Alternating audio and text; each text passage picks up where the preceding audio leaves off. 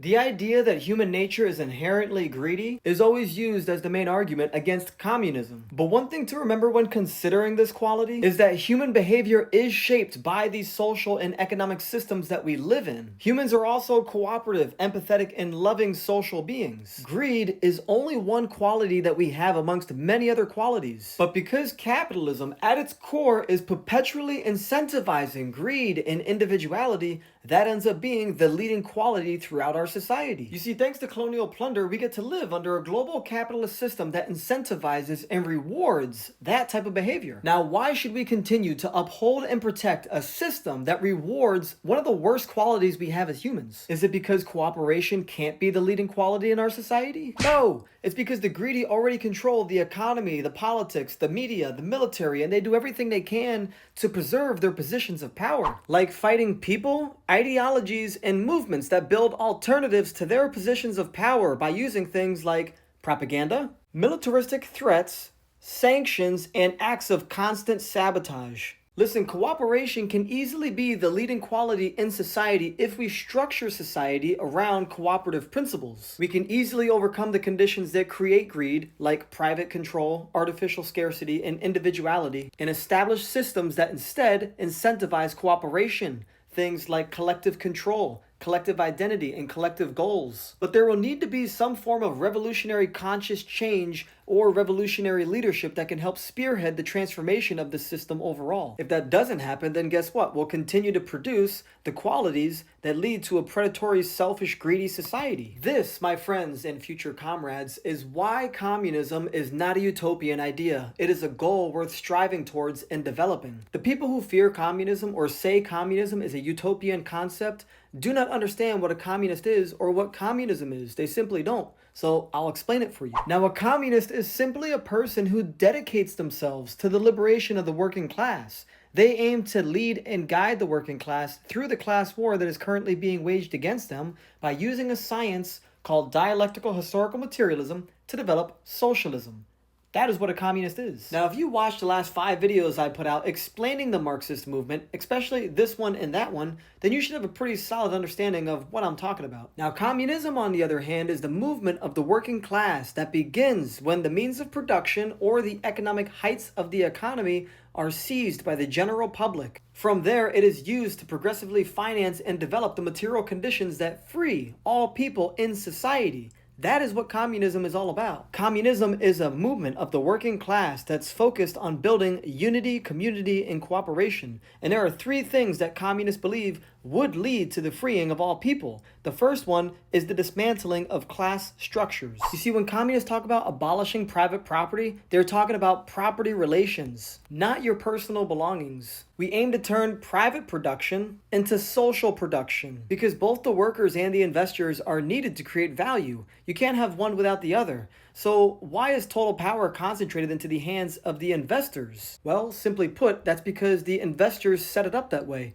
That is what private property relations are for, to protect and give total power to the investors, otherwise known as capitalists. The capitalist having total control over the labor value everybody is creating allows the capitalist the ability to distribute most of the value the workers are creating to themselves, which allows them to consistently enrich themselves, which is why people say profit is unpaid labor, because that is exactly what it is. This is why we always find high levels of income inequality within nations who have high levels of private property relations, because this is what those private property relations do. They transfer the wealth of the working class to the owning class, which is how they're able to consistently get richer while everybody else gets poorer. Now, is this accidental? No, this is the result of private property relations. Now, capitalists like to say things like, well, it was my idea, therefore I should benefit and control the whole thing. But think about that. Where is the logic in it? Their ideas are completely useless without the workers who literally develop them. So what they're really saying is they need the workers to help them develop their idea, and they also want to control the value that the workers are creating while they create their ideas, which is a pyramid scheme. Capitalism and private property relations do nothing but set up systems of paywalls and pyramid schemes. This is why we're against it. These people are not working 300 times harder than the rest of us. They are simply lining their pockets with the value the workers are creating. Now, it should be obvious why capitalists portray this as a moral position, but why would workers protect this interest of the capitalist? Because they're just going along with what capitalists tell them. They don't have an understanding to the larger implications of what this system's producing. Or they simply believe that maybe one day they will be the capitalist. Either which way, capitalism is an immoral economic system, which is why we aim to socialize private property relations. Socializing relations means that we take the means of production out of the hands of the investors to include the workers, the community, or society at whole, basically turning the workplace into a democracy, which allows for a better distribution of wealth, resources, and power, which means that we would use the means of production in a democratic and collective manner that would benefit all who contribute to it. Now, is democratizing the workplace really a crazy stance to have? Maybe for capitalists because they can't exploit the workers anymore, but for anyone concerned with democracy and equality, it makes perfect sense, which is why socializing production is good. It's why we advocate for a classless society. Another goal is to overcome the dependence of money by developing the things people need to survive so that they're free to access, so people aren't facing paywalls for survival.